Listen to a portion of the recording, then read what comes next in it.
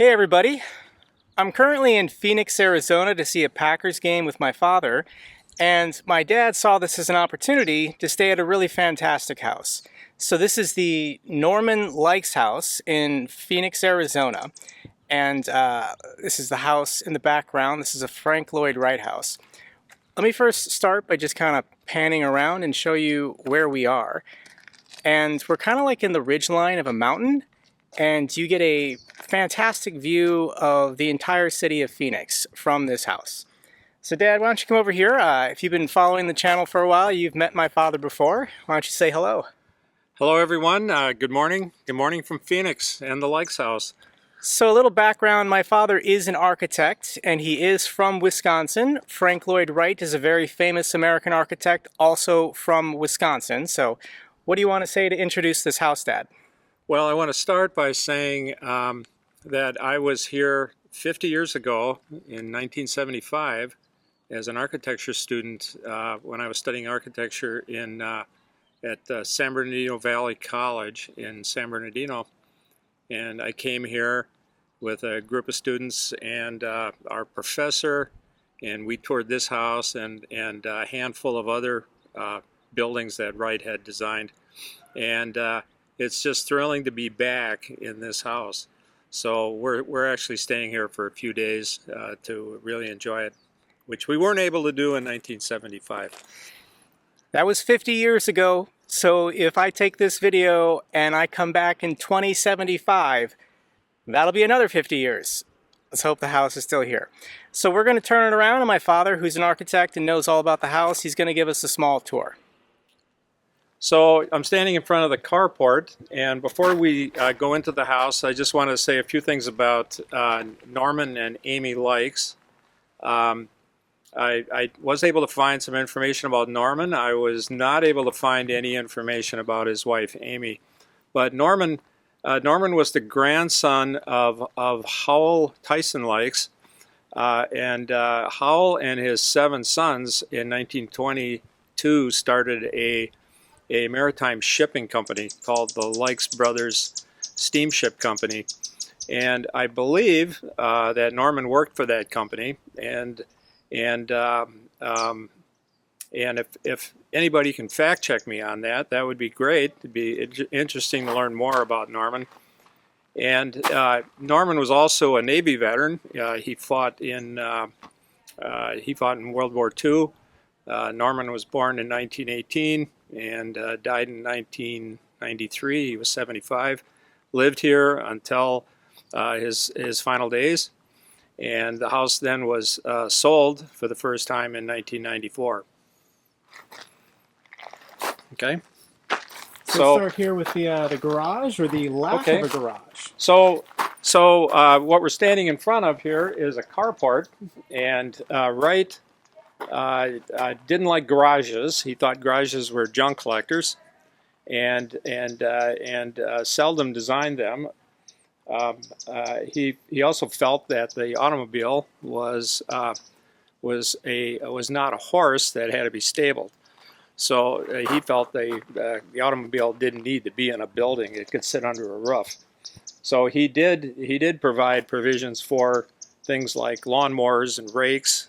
There's always a shed attached to a carport for storage of those items. But carport is the beginning of the entry coming into the house, and that's how we'll enter this morning.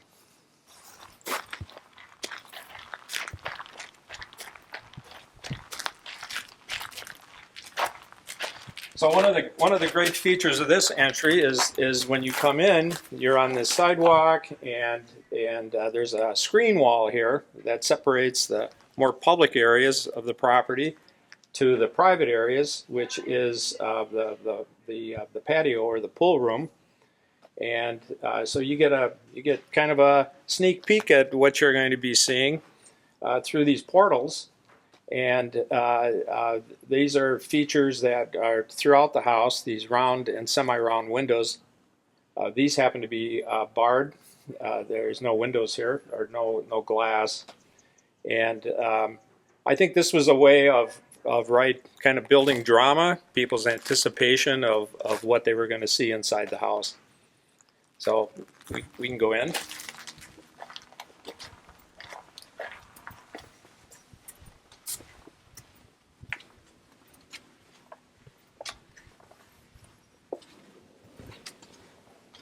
Yeah, here you can see a little framed view of the patio and the swimming pool.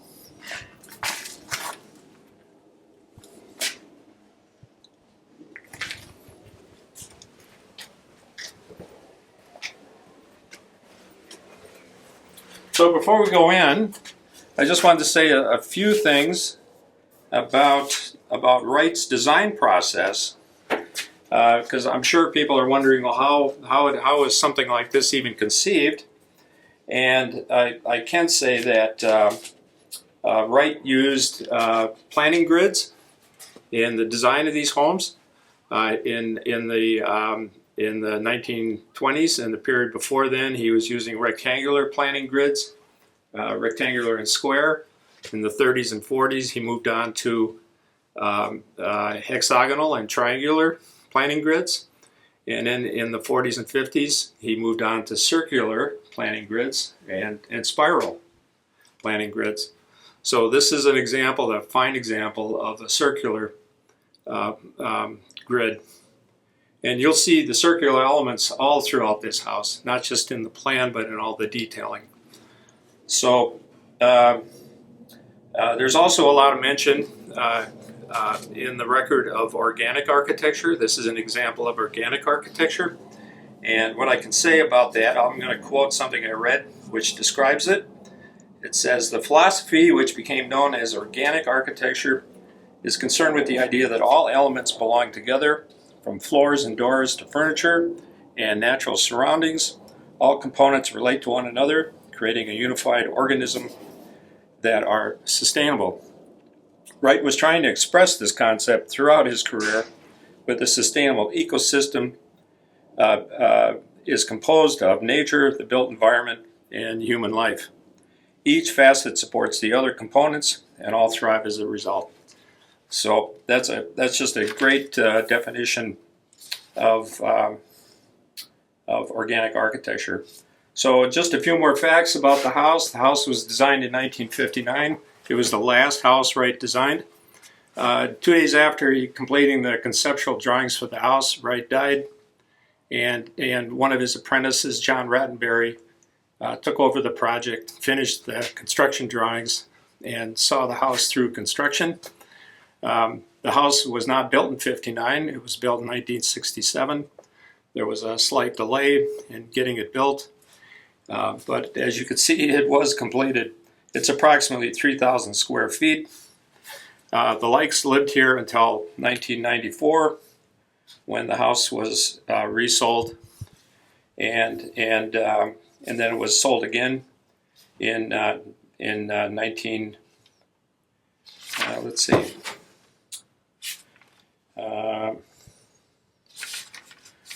It was resold again in 2019 to the current owner, who was kind enough to let us stay here for a few days. Okay, so with all that said, let's enter the house, and let's see what this is all about. So. That kitchen looks like you moved in. So typically in Wright's homes, when you first enter, you're always entering in a low space. The front door is not readily apparent when you first come down the sidewalk, but when you come in, you're always in a low space. And the reason that's done is it compresses you a little bit, and then when you enter the main house, the main room, this is the great room, you get great effect of open space. So he creates a contrast here, which is what this house is doing. The house is all made of concrete block, and it's concrete block is an inexpensive material to build with, and which is why they used it in this house inside and out. Everything is made of concrete block, and this is the great room. And typically in Wright's great rooms, You have a space for dining. You would have a fireplace. You'd have a seating area for conversations. You would have a banquette along the window wall. You'll notice that all the furniture is built into the house, except the freestanding stuff. But here we have an entertainment center. There's a library. An interesting detail of the house is the concrete block. The vertical joints are all struck flush, so you don't really see the joint, and then the horizontal joints are all raked out, and which makes the horizontal line pop on the house. They stand out, and in certain light conditions, you get a shadow effect in that recess. So and all the horizontal joints in the house are all raked out all the same way.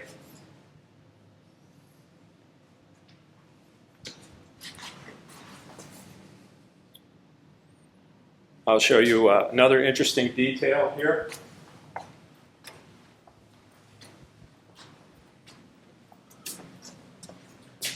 So one of the design features of Wright's homes, these later homes that he designed, the glass that separates indoors from outdoors. The glass is buried right into the wall, so there's no window frame there, and the only frames that you see are the horizontal frames.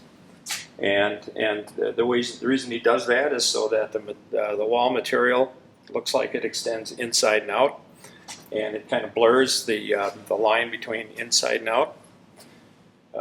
The horizontal mullions typically line up with the horizontal joints in the masonry, and again that's to repeat the vertical module or the vertical planning grid. The doors are, I think, all original. The windows are original. The roof is supported. This is an interesting feature too. The roof is supported by these very slender steel columns, and the columns line up with the window mullions, so that you get kind of an uninterrupted view of the Phoenix area. This is we're looking out at the patio here. You want to see that?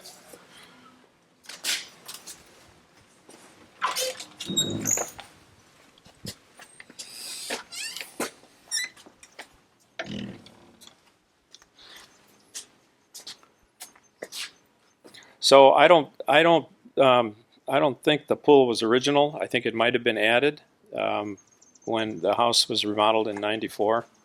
All the remodeling work was done by John Rattenberry, who was the architect for the house after Wright died, and all the work was approved by the Frank Lloyd Wright Foundation. So you're pretty assured it was done sympathetically. This is all original, all the screen wall, and again you can see the round openings or portals, and this is the ship. The ocean ship imagery that Wright is drawing from. I think it was his attempt to give Norman a feel of being on a ship.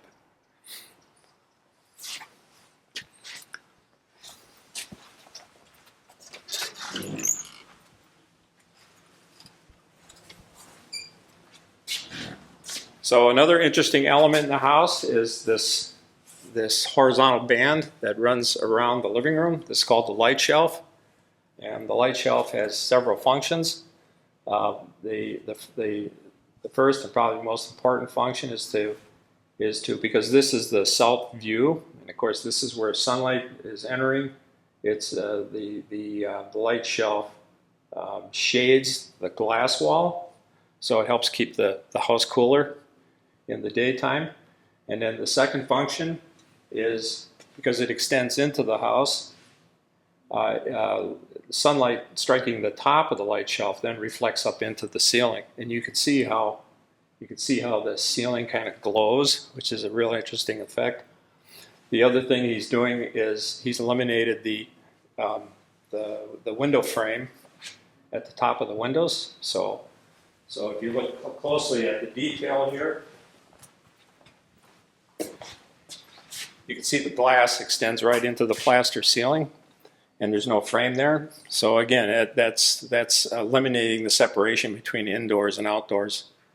And then the third function of the light shelf is to provide space for downlighting.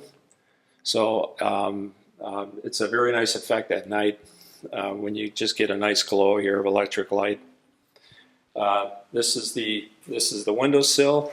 You can see how the windowsill lines up with the horizontal joint in the concrete block. That's exactly 2'8", and it's a nice height because when you sit on the banquette, you can clearly see out these windows even when you're sitting down. So how many bedrooms are in this place, Dad? There are, let's see, 1, 2. There's 3 bedrooms. 3 bedrooms, 3 bath. And the house is actually currently for sale. The house is for sale. I think it's for sale for approximately $8 million. $8 million in Phoenix, if anybody wants it. It's an Airbnb right now. Right. This is the fireplace. Obviously, we can't have a fire in here because of the threat to the vegetation here, because it's so dry. They don't want open fires. Let's see the kitchen, Dad. Okay.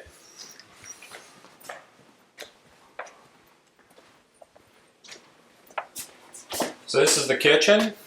It's a fully equipped kitchen. It has a stove, a double sink, dishwasher. I think it has a compactor. It's got this great work island. And the nice thing about this island is that it's on wheels, so you can move it around, which is a wonderful feature. So if you have a lot of people in here and you want to make a little more room around the counter, you can move it. I don't know if these cabinets are original, but if they were reproduced, they were very sympathetic. Another kind of interesting detail is anything shelving like this is all built in. And again, what you're seeing here is the rounded edge. So that's just a detail feature that reinforces the circular design in the house. Even the verticals here are rounded. Yeah, let's talk about the windows and then we'll go upstairs. Okay, so the windows are, I think they're called lunettes, I believe, because they're half round, like a half moon. And they are operable. I believe these are original windows. The counters are stainless steel, which was common in his kitchens. Wright designed these kitchens as workspaces. They weren't intended really for entertaining, which is a little different than what people expect today. This kitchen has no doors. It's got doorways, but no doors. So even if you're in here, you're not totally disconnected from activity out in the great room, which is a nice feature. Let's go upstairs. Okay. All right. So let's continue around.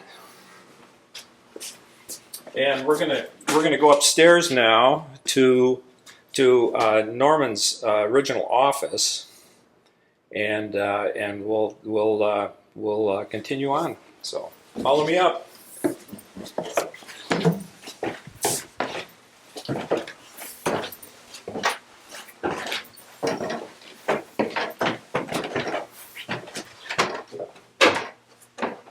So this is my favorite room in the house, obviously.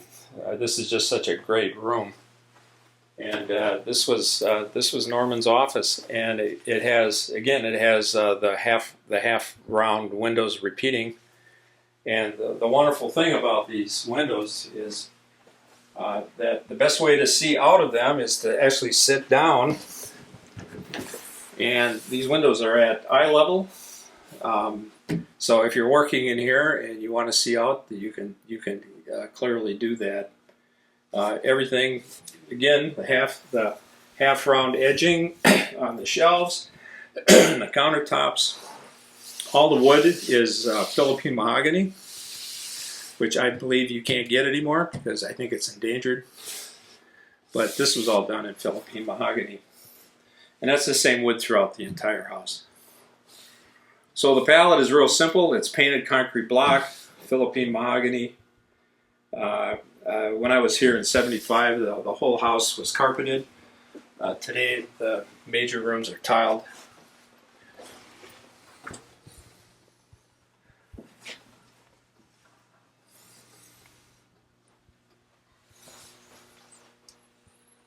We can go do the master. Yeah, it's just a fun little room.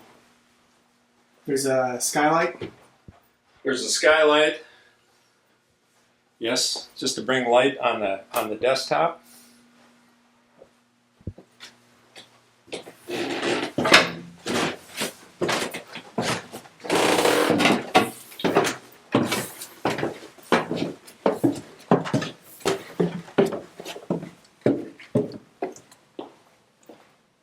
This is a small library. Again, it's part of the great room. So if you're in here, you're not missing any activity in the great room.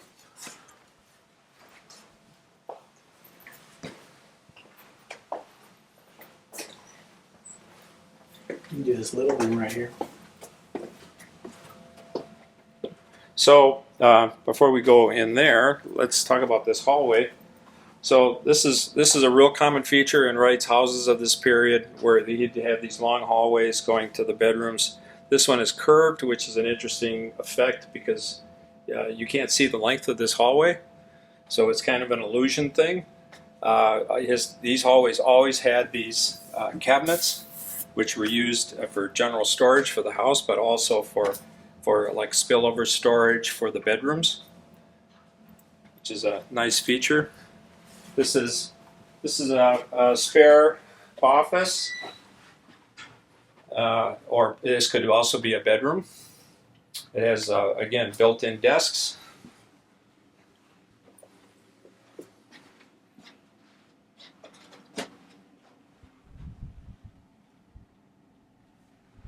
Lots of natural light, all fantastic views.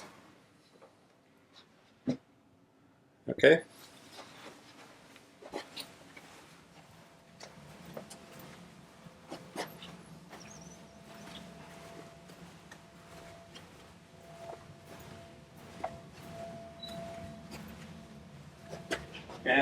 And then this is the master bedroom. Again, all Philippine mahogany paneling. This one has several steps in it to give you a little more ceiling height. A nice feature of this room is also it has a little balcony, which is just a wonderful little space. And I can't help but wonder, Dad, the shape of this balcony, it feels like you're at the front of the ship. You're front of the ship. Yes, well, that's all part of the maritime ship imagery that Wright, I think, was trying to incorporate in this house to make Norman feel like he was at sea. Yeah, it's just a wonderful little space. Yep. And another nice feature of this house is that when you're in the house, you can always see other parts of the house.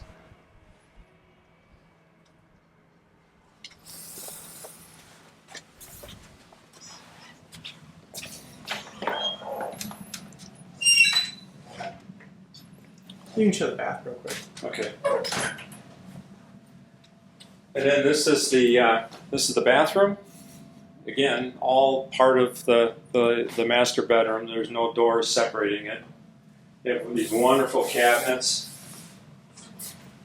Again, for more storage, these are mirrored, which is a nice feature. And its own shower and sink.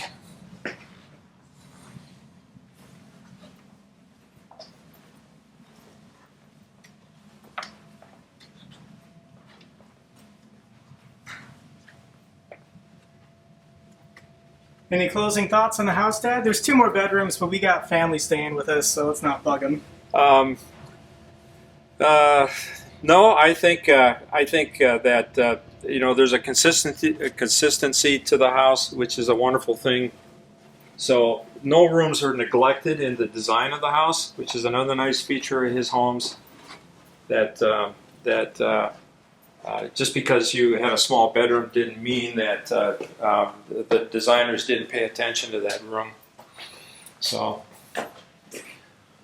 No, I think that concludes the interior. I would like to go outside and show you a view I think is kind of an interesting view of the house.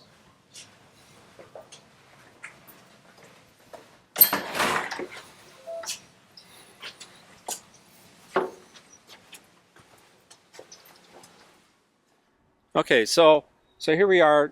We're looking at the house. I think this is from the southeast. And you're looking at the main elevation now of the house. And this is the elevation people would see when they approach the home from the street.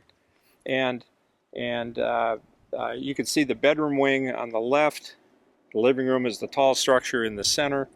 This curved wall with the big round windows is the patio area. And you can see how the stone, the rock, starts low at the prow of the house, which is the bedroom wing, and then it builds up in the center, and then it drops down again at the patio wall. And the way I see this, it's like a huge rock wave. So if this were a ship, this would be a wave moving past the ship. And I think Wright designed the house to fit between these rocks, to preserve these rocks, to maintain this imagery, this ship imagery. And so what I see is just a huge stone wave, which is just a great feature of this house. Okay guys, that was the Norman Lykes house. Fantastic property if you're ever in Phoenix, Arizona. My final question to my father is, what Frank Lloyd Wright house would you want to stay in next? So this is the third one I've spent a night in. We're going to be here several nights, but I've done 2 others prior to this. I honestly have no favorites. They were all fabulous houses to be in, all different. I would love to spend a night at Falling Water. Unfortunately, it's not an Airbnb, so that won't happen. But you can visit Falling Water. Is it in Pennsylvania? It's in Pennsylvania, southwest Pennsylvania, I believe. It's south of Pittsburgh. Okay everyone, thanks for joining the tour. Have a great day. Thank you.